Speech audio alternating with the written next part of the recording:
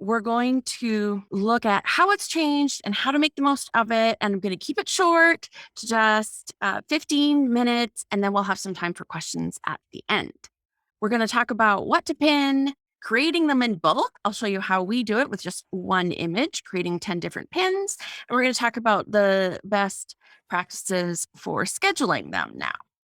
I have some quotes throughout the presentation that you might want to take note of if you are selling ad space or you are an influencer or content creator, because Pinterest has one of the highest rates of users who want to buy stuff, which works to your advantage. When it comes to our overall strategy for marketing and making money online, we need to have a digital platform that we own, usually our website, and a digital platform that you're borrowing, and we're talking about social media. We're going to talk today about organic marketing. That is not the paid kind. We're not talking about buying advertising online. Also, it's really important to look at the right metrics, because as we all know, 100 people that are going to buy from you is far more valuable than 10,000 people that are just watching. So it kind of goes against something that I really believe in, and that is providing value. And the way that we get attention and serve our audience is providing value, which I think this quote is brilliant. Speak only if it improves upon the silent. But nowadays it's so much online that that's getting really, really difficult to do. So when we're talking about this Pinterest itself as a social media platform that you're going to use to get an audience, the 4 really quick things that you should all know already is to use your business account or creator account, to use the correct categories when you are creating the profile, because that has a lot to do with who Pinterest will show your profile and your pins to. And on every single board and every single profile, have very niche specific keywords, and use as many of the functions of the platform as you can. They are trying to become, in 2022, much more social driven, whereas we all know that they are a search engine. And so we try to optimize for keywords. They're trying to be more, they want you to post original content, and they want everybody to engage with it and to do their own take on your ideas and idea pins, which we're going to talk about in a second. So 97% of the top searches on Pinterest are unbranded. That means for small creators and influencers, this is the wild, wild west, because everybody on Pinterest is looking to shop. And 75% say that they're always shopping on Pinterest while they're on Pinterest. And because so many of the searches are unbranded, it means they're not looking for a Nike shoe. They're looking for a shoe. So if you are working with a smaller company, they have a chance of actually getting seen if you do a good job of optimizing your boards and your pins and making sure they get into the eyeballs, the right eyeballs. Pins with content specific to seasonal life or everyday moments will drive 10 times higher awareness or 22% higher online sales. So that's also a good thing that you can use. Some of these quotes would make great quotes for on your media kits. So let's talk about what we're going to pin. Look at these 2. What's the first one that you notice? Type it in the chat. Do you notice Melanie, whose picture is on the left, or do you notice the words on the right? Usually it is the people, and people also where they're looking. This one's looking straight at the screen, but usually where people are looking will direct the attention of your readers. Now close your eyes, and on this slide, open them, and what's the first one that you see? Do you see the left or the right? I'm more likely to read the phrase, the quote, than I am all of those words, because there's too many words. On Pinterest, they actually say that text does better, and putting text on your pins, those pins do better than without text. I don't know if that much text is what they're talking about, but pins with text do better. And apparently we now, and this is as of 2015, so it's probably even worse now, that we have a smaller attention span than a goldfish. Why? Okay, so have a quick look at this one. Which one do you like? The idea here is that people are more interested in a story and leaving leaving people wanting more. So instead of just showcasing a product, you showcase it in use, or as this one has a more dramatic setup and also dramatic lighting that actually makes a difference. Because when we're talking Pinterest, we're talking a page that looks like that, and getting attention is really difficult.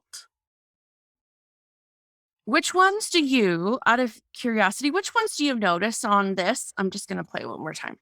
The best pins are visually compelling. This is coming straight from Pinterest in their research. Tell a good story and make people want to learn more. And having a little bit of mystery is always a good thing, I think, because everything's just shoved in our faces all the time. Okay, so when it comes to this, the video is what I was trying to make a point here. Amongst all of the messages that we get all day, every day, I know a lot of you are hesitant to get into video, but Pinterest users watch nearly 1 billion videos a day on the platform, and they do get more attention. So, just a quick overview. When you are uploading video pins, it's an MP4, which is a pretty normal video format. 15 to 90 seconds for influencers or content creators, and under 15 seconds for ads. Video pins can also be square, which when you're looking on mobile, which most Pinterest users do, the square will be the full width, or you can use a full width video, which would be the same ratio as YouTube. If you're using the 916, which is the same as TikTok and Instagram stories, then it will show other videos beside it. And I thought that was interesting. I didn't know that you could do the squares and the mobile format, and 2 gigabytes maximum on that. Okay. So creating pins. I'm going to play a quick video on how we create pins in both. Okay. You should get the link and then click on it and see something that looks similar to this. Use the template. And then we're going to go in here and we're going to use one photograph. Use one photo and all of this one, corners of it, and this one is a different frame.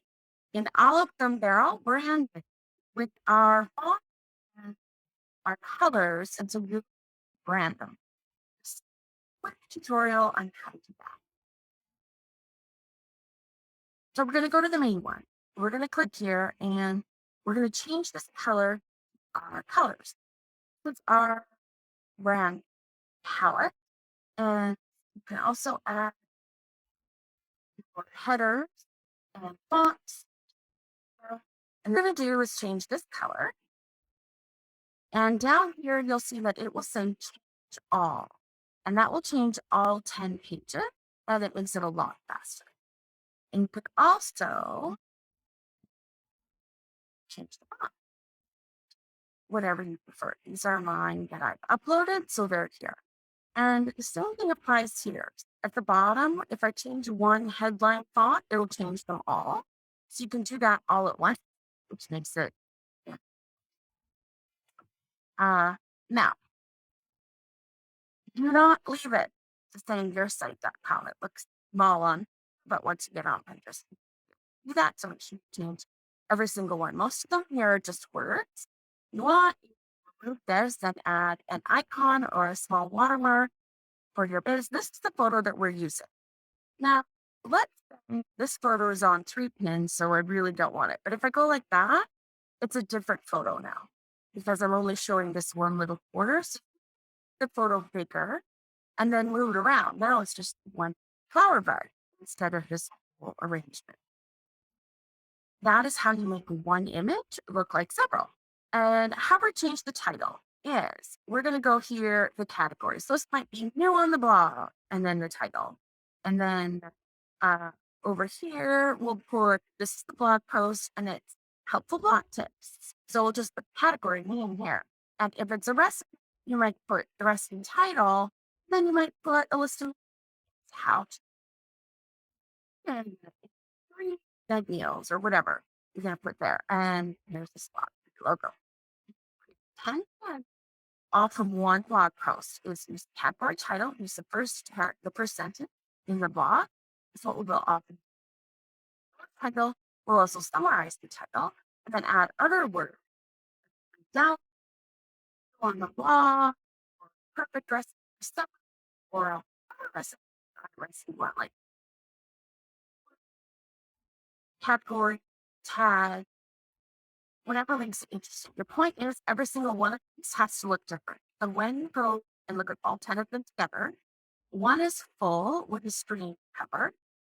This is 3 images. This is one in your middle.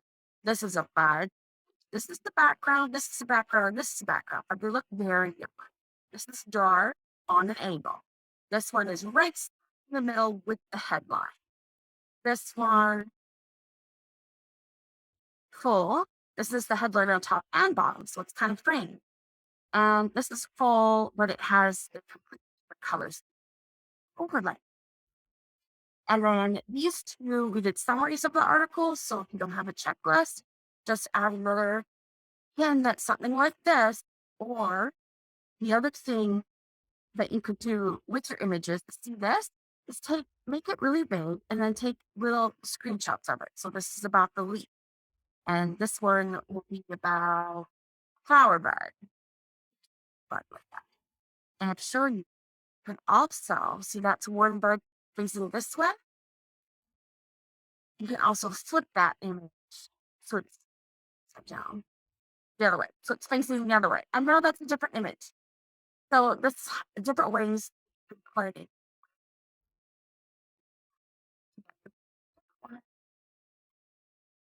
That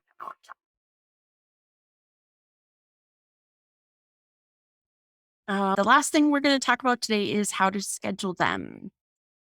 So our scheduling of pins, we actually just did a blog post on 4 and went through how easy they are to use and the cost and a couple of other factors. What's the one that you use if you're currently scheduling your pins? The reason that we don't use Pinterest itself is because they only let you schedule up to 2 weeks in advance. And we do usually at least 4 weeks in advance when we upload. So you can upload the pins directly to Pinterest. We use a program. We've used Tailwind, and then the post on my blog you can have a look at.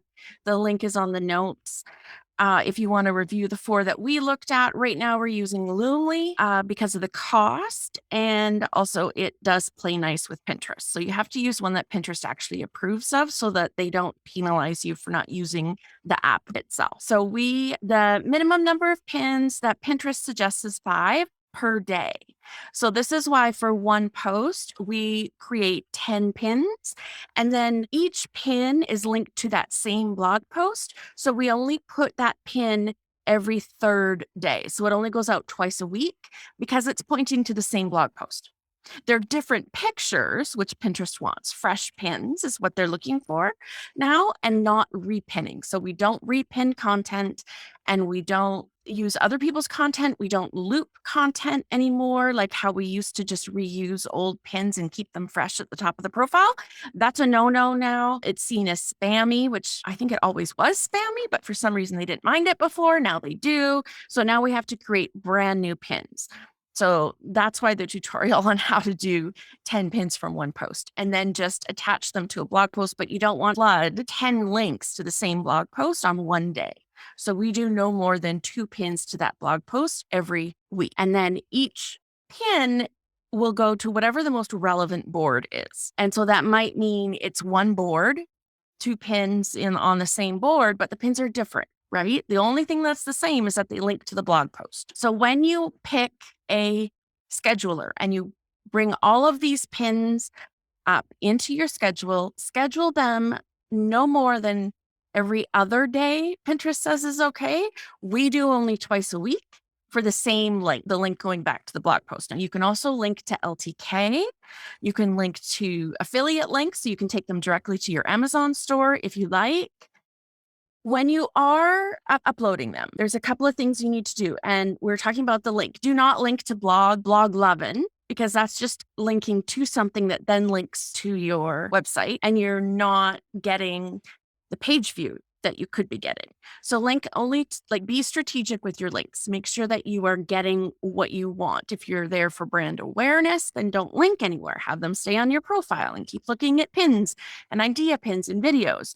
If you're looking to monetize with LTK, then link directly to that LTK. So when they click on it, they can purchase directly from that image. You can also use your links very strategic. And because those outfits on LTK, you can have like 5 or 6 images with the same outfit. That means that you could sell that outfit 5 times without doing anything to the image, like without using a pin template. You just upload the picture, link it to LTK. But again, I wouldn't use the same link in the same day. What we do, I'll tell you how we make this easier because it's complicated, is we create 10 pins, 10 pins, 10 pins, 10 pins from like, say, the month's posts. And then we upload them. And what we do is take the first 10 and they're all going to the same link. So we schedule them twice a week for 10 pins, as long as that is. And then we take the next group of 10 and we schedule that out. And that also helps with creating the title and the description to make sure that your keywords are in there. What we do is, because each of our pins, we've used those templates to create different titles with like a category keyword, or we just put recipe on it. And then we summarize the title, or we use a longer title or stuff like that. Each title is a little bit different. So that's the title I type out when I'm adding the pin. And then I just copy the first or second sentence from the blog or the excerpt. So if you create your own excerpt, copy that and use that as the description. And then just move some sentences around. So we can get it down to pinning 10 pins in 20 minutes. And that 10 pins then lasts twice a week. So you have to do that over and over again. The minimum pins per day is 5, and less is okay. Now, I know a lot of bloggers that are doing less, but since every single pin is unique, they're getting the exact same traffic. So it would be something to definitely experiment with. When you're making your pins, make sure that the brand is the focal point. Try not to use vague and stock photography, and don't put your logo in the bottom right-hand corner, because that's where Pinterest puts their icons, their shopping icons and stuff like that. We're going to go to some questions. The places where I got a lot of information is from help.pinterest.com. Really helpful. We have pin packages, and I also have a bunch of guidelines just sort of all written out real quickly on the blog that I've linked in your notes. And that is to the blog post, which basically says the boards that you should have, the keywords that you should have, descriptions, titles, branding, your pins, all of that. So let's have a question. Oh, I think I have a couple more slides. Last, some tips that you can get. Pinterest has their very own. So if you're looking just to optimize Pinterest and get an audience, go to trends.pinterest.com. And it says that apparently fried corn on the cob is a huge thing in 2022 lately. So write about that. But they have it all listed out, like hundreds and hundreds of trends that are coming up. I try to use video if you can get into it. And yes, you can reuse video from TikTok. Just download it without the watermark. And then the 9x16 also works for idea pins, and the 9x16, which is your phone ratio, that also works on Instagram Reels. Stories is a little bit different. If you download them in high enough quality, then they look okay on Instagram Reels. Should you use Pinterest to create, if you create a majority of video content? Yeah, you're a TikToker, Nicole. Because digital marketing is getting harder and harder now, you should have your own platform like your website, and then you should use social media to attract an audience.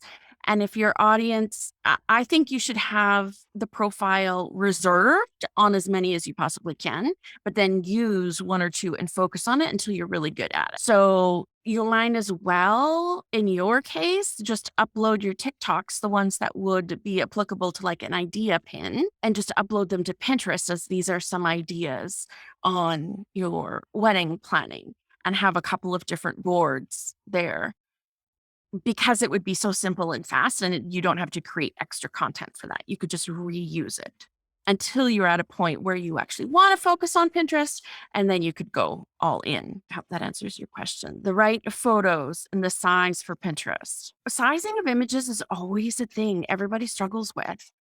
especially on the blog, what size do I use and how to keep it fast and all of that. I have always, always, always said 2000 pixels wide. And if you're online and not printing, then it's 100 PPI or pixels per inch.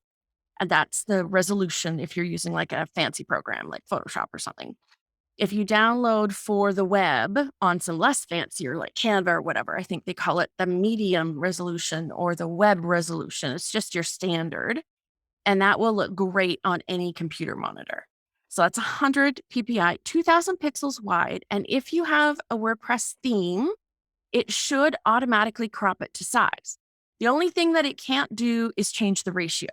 So if all of your photos are square and you send out this landscape with this long charcuterie board, it's only going to show this much of your charcuterie board. You know what I mean? Or now that's called a hard cropping because it'll just chop the ends off. Soft cropping, which most photographers want because they don't want you chopping pieces off the photo, is where you have a long charcuterie board and it'll have to go into a square. So it'll squish it till it fits in a square and you'll have this little charcuterie board in your square image. That's called soft cropping. So the way to get around this is just to use the right ratio. If your images are mostly square, use square, but always 2000 pixels wide. If they're portrait, use the right ratio, and then nothing gets cropped and it doesn't look uneven when you look at a whole page of photos as well. I hope that helps. Instagram, YouTube. So are there other questions about the sizes of images? I didn't actually say, I assumed you knew Pinterest is 2 to 3 or 1000 pixels to 1500 pixels. Importance of pinning other pins. Don't pin other people's pins. If you have enough content, you should only have your own because that gives you the most authority. It's now, think of it like search engines. Would you post someone else's content on your blog? It would just send people away, right? Like you're supposed to curate this so that it's yours now. Not consistent with resharing. Don't reshare. Just post your own content on there. Unless you don't have a lot of content, like if you don't have a website and you're doing this wedding thing and you want your Pinterest profile to be popular, well, that goes down to your strategy. If you want your Pinterest profile to be popular, then use idea pins and videos. And then, yes, grab other people's content to fill out your board so that you become the go-to spot. Pinterest business account. Should I only have my content? Yes, only your content. Is Pinterest getting polluted with so much videos, image? Yes. Yes. Videos, ads, images. Pinterest is like every other social platform right now. And I'm doing a lot of research into this. Very fascinating. We used to be able to, it was called democratizing publishing because now any mom who wanted to work from home could just start writing content and whatever. And it was easy 10 years ago. Now it's becoming more like your regular capitalist thing where you have to spend money on it mostly. So the bigger the brands, the bigger the budget, the better they do. Whereas we kind of got away without that before.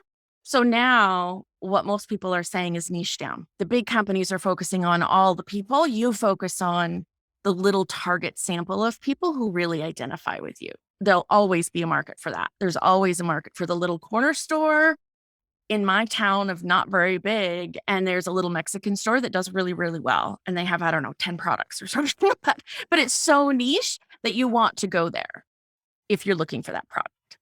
So that's the recommendation. Or spend money and try and do it all. But, good luck because then you're competing with Coca-Cola and stuff. So thank you, ladies. And next month, we're going to do security on websites. So I will hopefully see you then.